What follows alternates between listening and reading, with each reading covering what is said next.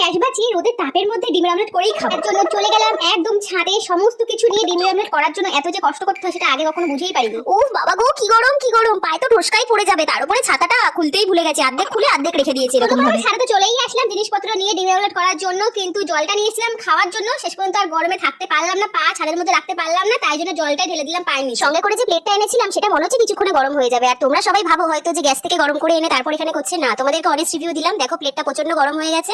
আর প্লেটের মধ্যে এখন দিয়ে দেবো তেল। তেল দেওয়ার পরে এবার দেবো ডিমটা।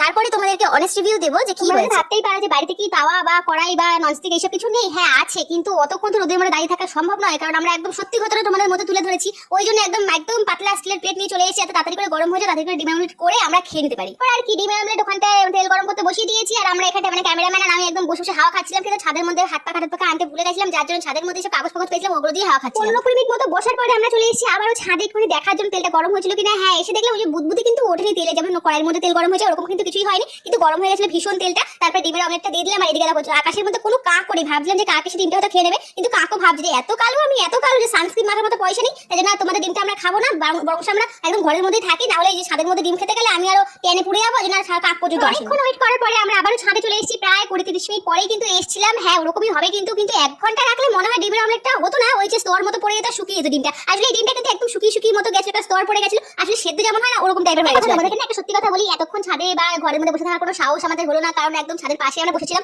এতটাও সাহস হলো না ওদের মধ্যে বসে থাকতে, গরমের মধ্যে বসে থাকতে, তাই জন্য ওই যে প্লেট আর ডিমটা সাথে করে আমরা ঘরে চলে আসলাম। আর হ্যাঁ, প্লেটটা কিন্তু ভীষণ গরম হয়ে গেছিল, ডিমটাও কিন্তু একদম স্তর মতো পড়ে গেছিল, একদম আস্তরণ যেটাকে বলে, আর সেদ্ধ টাইপের হয়ে গেছিল, ওরকম হয়ে গেছিল। কিন্তু তোমরা চাইলে কিন্তু 1 ঘন্টার মতো বসে রাখলে হয়তো ডিমের অমলেটটা খেতে নাও পারলে ওই সেদ্ধ ডিমটা তোমরা খেতে পারো। কড়াইতে ডিমের অমলেটটা করেই নিলাম, আর কুড়মুড়ে ঝুড়মুড়ে করে ডিমের অমলেটটা ভেজে তারপরে আমি আর আমার ক্যামেরাম্যান মিলে খেয়ে নিলাম। আর তোমরা চাইলে ডিমের অমলেটটাকে কিন্তু 1-2 ঘন্টা রেখে ওদের মধ্যে খেতেই পারো। হ্যাঁ, তার জন্য গরমটাকে সহ্য করতে হবে, তার জন্য তোমাদেরকে বেস্ট অফ লাক।